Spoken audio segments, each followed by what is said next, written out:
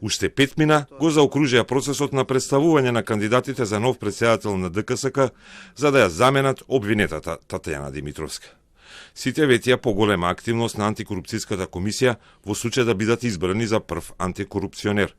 На сегашниот состав му забележаа дека е речиси невидлив и нетранспарентен, а меѓу најголемите проблеми беше посочена соработката со други надлежни институции кои треба да им помагаат во борбата против корупцијата, ама државата не дава пари за компјутерски софтвер за поврзување со ДКСК. И здраве Боже, ако ги имам таа чест да бидам избран за председател, и ја би се фокусирал на граѓаните, на представките. Бидејќи таа институција што се смета дека има сомнеж за наводна корупција или судирни интереси, ако е така, она ќе го обструира, ќе обструира комисијата.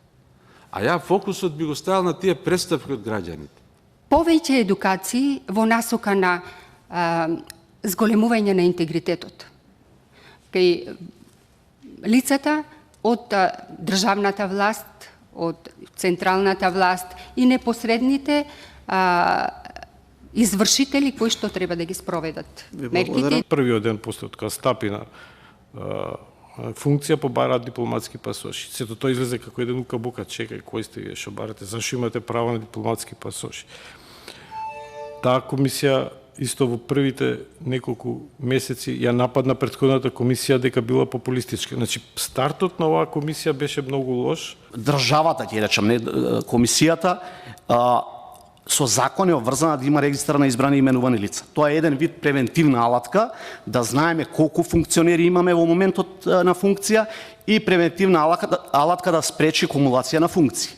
Ние денеска немаме точна бројка на избрани и именувани лица од причина што регистарот активно не се полни. Во ниту еден случај не можеме да имаме ефикасна борба против спречувањето на корупцијата ако соработката не е со сите институции каде што ќе биде неопходно да се обезбедат потребните информации за да се тој предмет конкретизира, па и нормално понатаму и да се канализира по другите постапки. На крајот на интервјуата со сите 10 кандидати, комисијата за селекција утре треба да ја состави ранг листата.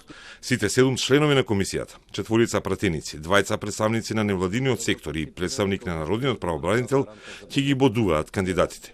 До крај на неделата се очекува и крај на процесот и предлог за нов претседател на ДКСК, на кого главна задача ќе му биде враќањето на довербата во институцијата, по скандалот со експредседателката, за која тече судски процес по обвинение за одавање службени тајни на антикорупцијската комисија.